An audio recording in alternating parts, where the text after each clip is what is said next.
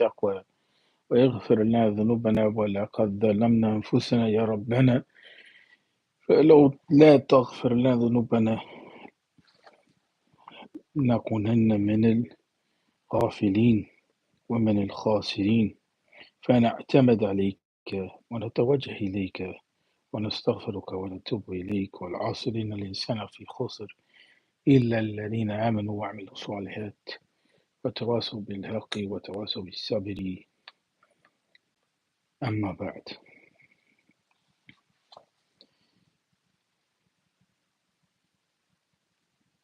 We wanted to begin once again and review what we covered last time. Unfortunately, what we had covered suffered loss due to the lack of the recording being viable for upload. So we wanted to focus and review. Excuse me for 1 second. We wanted to focus and review the points that we covered last time and move forward in studying the methodology of Shehu and Fodio, rahmatullahi alayhi. Now, one of the things that we want to keep in mind, and we talked about this last time, is that we are focusing on the reality of, we're focusing on the reality of education and revival and reform. And so there's some terminology which is necessary to clarify. There's keywords, the idea of islah, which is to ameliorate or better conditions, is a word which in reality oftentimes is confused with the idea of changing because it's bad.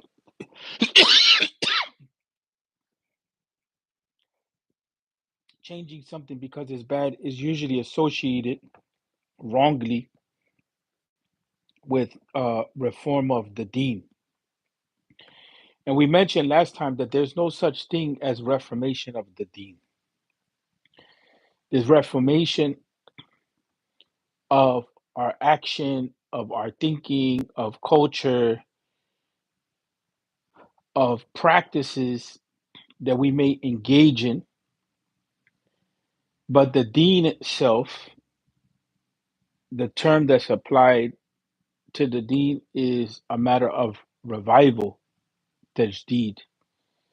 So there's a difference between the term islah and tajdeed. And that oftentimes is very much confused among people. And so some people talk about reformation of the deen, reformation of the deen.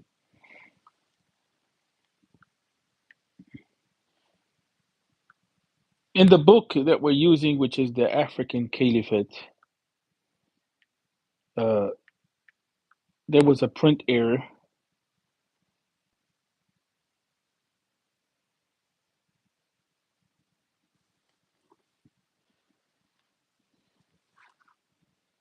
There was a print error in terms of the ayat that was quoted. It's ayat 251 of Surah Al-Baqarah. In the foreword, which is what we're covering today, there's an ayat that we wanted to focus on. And that ayat,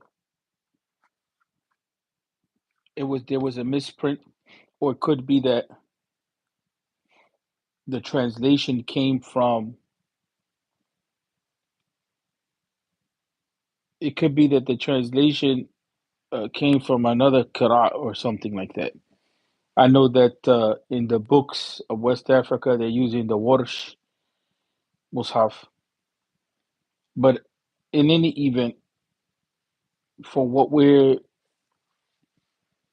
using as far as the Hafs narration is concerned is not ayat 249 from Surah Al-Baqarah, is ayat 251 that serves as the foundation for the reflection, people.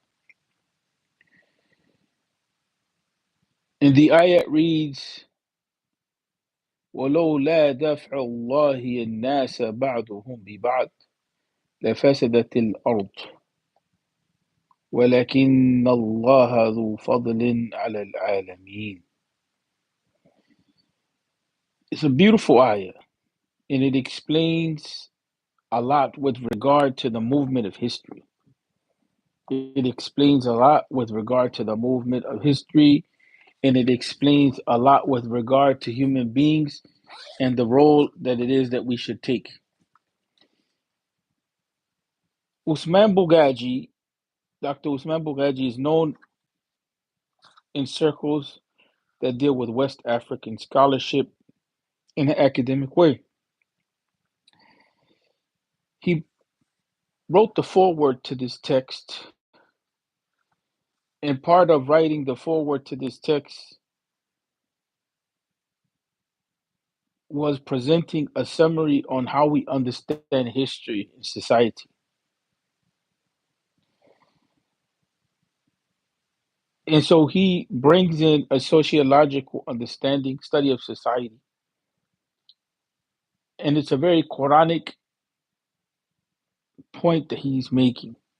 How do we understand the rise and fall of civilizations? How do we understand the rise and the fall of civilizations? How do we understand the idea of renewal? And how do we understand the idea of resistance to wrong? Well, peoples fall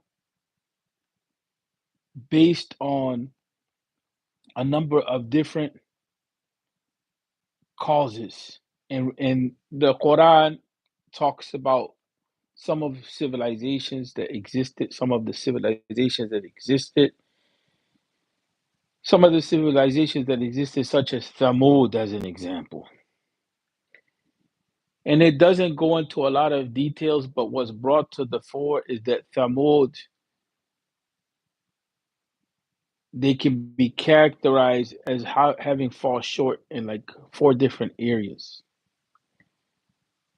Belief in the unseen, which would regard belief in Allah, they put it to the side. The rejection of the messengers, so they rejected Nasiha in the case of Salih alayhi salatu wasalam. They engaged in corruption and materialism, which is a consequence of disregarding belief in the unseen and belief in God, which ultimately means disregarding the idea of the day of judgment, coming to account for actions, the hereafter, putting aside death.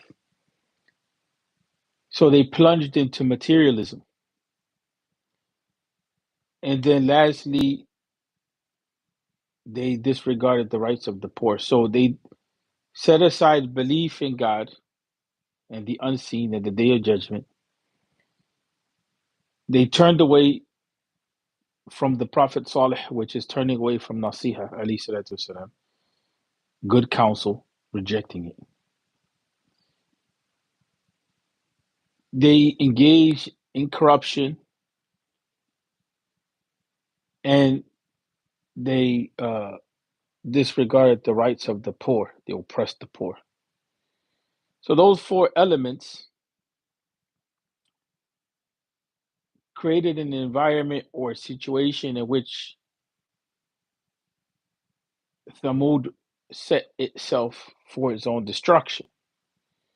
A community is protected by certain values and principles, and it rises by certain values and principles, and it falls because of certain principles and values that it has. But one of the things is that when it comes to the matter of justice, we have this idea of sunnat al-tadafu' ولولا دفع الله الناس بعضهم ببعض لفسدت الأرض لفسدت الأرض ولكن الله ذو فضل على العالمين. Had Allah not repelled one group of people by another, corruption would have dominated the earth, but Allah is the possessor of goodness and blessing for all, and that blessing overflows to all. So it's not just a matter of corruption just existing, but humanity has a responsibility to establish justice. And so that's the ayah that serves as the starting point for this reflection that Al Bugaji engages in.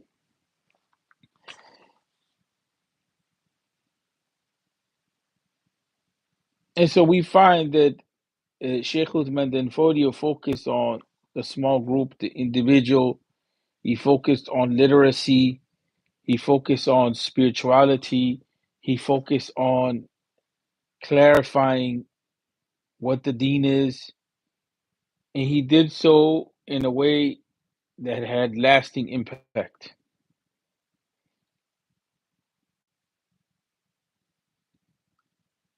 For Sheikh Uthman bin Fodi, the reality of the situation was bringing back the Muslim personality, who the Muslim is. So that required islah, it required a transformation of the self, because in this environment at that time, even the scholars became corrupted and the environment became corrupted and the practice of Islam was negated in Muslim communities. And so Sheikh Uthman bin Fodi, rahmatullahi alayhi, he had to renew the community in this midst. And so what he confronted was no doubt a series of challenges that operated on multiple levels.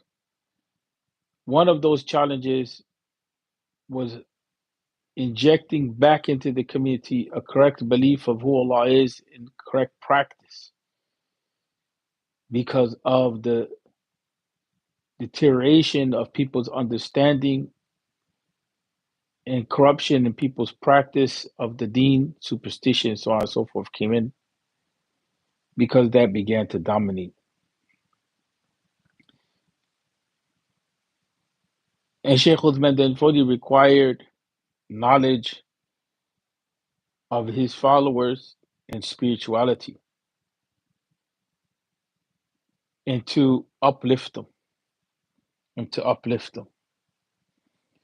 So the idea was developing the Muslim persona. So we find that here the basic lesson is that when corruption takes place, it needs concerted resistance. But that resistance is not just an emotional or destructive type of set of activities that sometimes is associated with the word resistance, but it needs a constructive orientation and it needs a thought out program and it needs people to be patient with the reorientation of humanity. Now, I just want to end with this because I don't want to keep these sessions too long.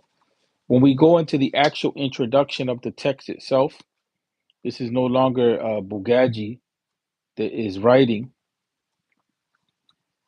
When we go into the text, this is Ibrahim Suleiman. He presents that the idea that in order for change to take place, the psychology of people has to transform, right? And without that, it's impossible to mold a generation. Without a psychological transformation of people, it's impossible to mold a generation. So change which is part of the discussion here. Bringing about change requires education and revival of the deen, but it also implies islah or reformation of the person, that person's character, that person's ideas, that person's behavior, in order for it to be sustainable, in order for change to be sustainable. So, the psychology of a people has to transform. And so, four things that he brings to fore, there's three levels and one point or one principle. Three levels of consciousness that have to take place in order for change to come about. And these things are found in the methodology of Sheikh Uthman bin Fodi. The first concept that we brought before talking about this is the idea that communities, they rise and they fall based on certain reasons. And in order to protect a society, a community from implosion, there has to be some sort of resistance. And here, when we're talking about resistance, we're talking about looking at moral downfall, look at how practices in everyday life can contribute either to the rise or to the fall of a society, looking at the values that people have, looking at the importance of spirituality and spiritual growth. This creates a buffer towards the breakdown in human relationships. And when it gets to more problematic behavior in the society, then of course there's a need for society to stop or repel those forces which create violence in the society, which create injustice, which threaten his existence, which threaten his existence. But the reality that oftentimes is imperceptible or not seen or paid attention to is this spiritual reality. And it is the problem of the psychology of people, the attitudes that people form, because the psychology and once it forms into an attitude, behaviors result from it, and those behaviors create that pattern of destruction. So then we get to the point of, in order to bring about a prophetic transformation, we have to raise consciousness at three levels. The first is that the individual has to be trained to see himself or herself in relation to God, in relation to Allah.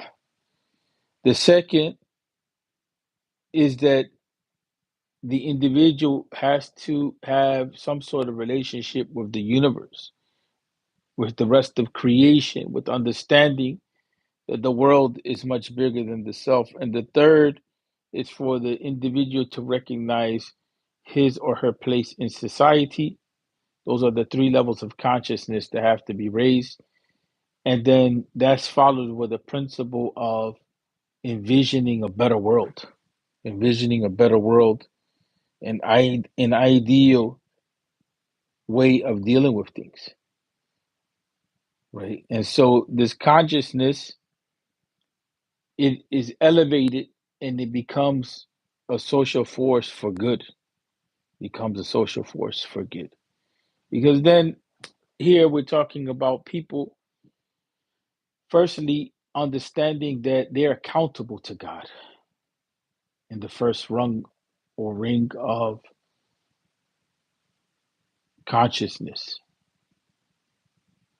And the second ring of consciousness, the reality of the situation is that the universe is a place where it not only demands reflection so that we come to a knowledge of God, but the universe is a place where we have to understand the rules of cause and effect, scientific investigation, systematic investigation. We understand uh, the nature of life on earth and what's required to sustain life and to grow life and to protect life. And then the third is, to be aware of our relationships to each other, our relationships to society and its institutions, And that's where we may want to bring about a certain type of change, but that change doesn't mean anything if we don't have a belief as a foundation, because we have to be morally accountable. We have to correct ourselves. We can't just impose on others what we think. We can't be people of oppression.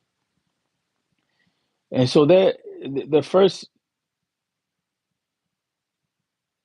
set of orientations, we should say, and we want to end with this, has a lot to do with being conscious of history. It has a lot to do with being conscious of ourselves, learning how to be good people. Right? That's the first level of resistance, towards corruption on earth. Learning how to be good people and learning how to become the alternative. And that's difficult, people, right? But one of the things that's important to understand here is that these levels of consciousness that are being talked about, being conscious of who we are in relation to God, being conscious of who we are in relation to the universe, these two tiers are extremely important, because we can be over here, we can talk about being cognizant or aware of our social status, and we can envision a better society. But what does that mean without this foundation for us as Muslims, right? Anybody can talk about society is corrupt, society needs to change. Anybody can talk about, well, we want this type of society, we want this type of world. But without having a relationship with the unseen, with God, with ourselves, without having a relationship with the universe, these are just materialistic pursuits. And that has happened to a lot of movements, that they focus on the idea of what's wrong with society. They focus on the idea that they want to transform society. But then the basis of that reflection, the criticism on society, and the desire to see another world is not founded on anything. So the reality that we want a sense of consciousness is that people self-correct. People have a what we used to say, a fear of God. And what that means is being accountable for their actions and being of pure intention and having a relationship with God as the basis, as the foundation, having a relationship with Allah Ta'ala, and having a correct understanding of who Allah is. And that correction takes place by way of a relationship with the Quran. That's why in the hadith of Nasiha, uh, the hadith of good counsel, that hadith illustrates to us that the beginning point is to have a relationship with God, a relationship with Allah, and a relationship with the Quran. Then it mentions a relationship with the Prophet. Those three things come together. But the idea of having a relationship with God it's not is that we're having a living relationship with God. It's not just that we're going to the Quran, uh, we're going to the example of the Prophet, and it's not rooted in an actual struggling to maintain a relationship with God. In other words, being spiritual, right? Being spiritual, speaking to God, worshiping God, disciplining the desire, that type of thing. That's what enlivens our relationship with the Quran and our relationship with the Prophet, alayhi salatu wasalam.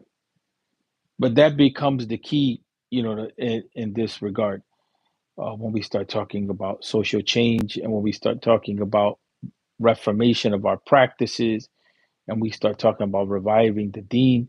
The core of that has to be the spiritual dimension, not just knowledge. Knowledge by itself, without the other dimension, the spiritual dimension, it becomes philosophy, it becomes ideas without any impact. So that's not the type of orientation that Sheikh Uthman bin Fodi is getting into an orientation of spiritual grounding, rooted in knowledge. And so it doesn't stop there. this idea of having a relationship with the universe is extremely important because been a missing element in Islamic thought for such a long time.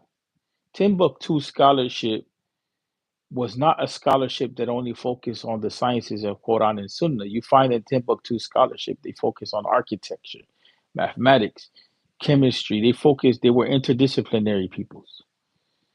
They focused on even understanding society and politics and so on and so forth. And next series of reflections, we'll get into that, uh, especially when we talk about Sheikh Abdul Karim al-Maghili, rahmatullahi alayhi, who was one of the ones that injected into Sheikh Uthman and Fodi's thinking the idea of the just leader.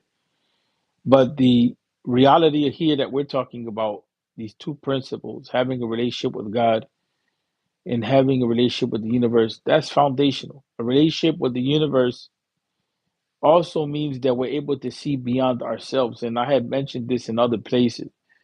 When we think about life on the earth, we think about stones. Stones are older than us. Many stones on earth, you know, are thousands of years old. And when we think about that type of phenomenon, when we think about the earth itself, how it's older than us, as human beings, as me as an individual, I think in that sense, that the earth is older than me. When I think like that, it gives me a sense of time. It gives me a sense of the meaning of life. Think about stars, think about the sun, think about the moon, think about other planets, and all that it takes us to sustain life. So that type of reflection, when it's done properly in the light of Iman, it only increases our Iman. The other side of a relationship with the universe is one of responsibility to the earth and taking care of it for future generations. And the other side is to explore it and understand it and take benefit from it and do so in a just way. And that's where you start getting into the understanding things, the laws that govern the universe, that go into what it is that Allah wants, for us to understand of the universe. You have the laws of physics. You have the laws that govern chemistry and biology. And that also increases our iman, but also it allows us to benefit from the earth and to benefit society from that knowledge base or those knowledge bases. And so that is essential for revival people. It's not only understanding a history and how societies rise and fall, it's not only understanding how things work in terms of the natural world, but it is also understanding how to take benefit from the environment that we live in to build society, right? And also be aware of when there is waste. That's where the values of Islam comes from, and injustice and corruption and abuse. How it is that we create things like poverty and so on and so forth. So this idea of raising consciousness, and I'm about to come to a close now, is extremely important. So Ibrahim Suleiman brings up that I added on to it that the idea that we find in revival and education in Sheikh Uthman Fodi, it is about raising consciousness. So we end with this idea: raising consciousness is at three levels, and there's a principle that follows up that type of consciousness. Being conscious in our relationship with Allah, who we are, who Allah is, and how we're related to Allah. Being conscious with our relationship to the universe, which means the creation, right? The rest of the creation. Being conscious of our social status, which means to be conscious of what goes on in society, our place in society, and how society operates. And for being conscious or envisioning a better world, right? That's important. These four principles are foundational principles in the philosophy of revival and education that we find in Sheikh Uthman Fodi, the worldview, the attitude, the orientation. And that was the follow up to the forward that was given by Sheikh Usman Bugaji Hafidhullah, who talked about the idea of being aware of how society rises and how it falls.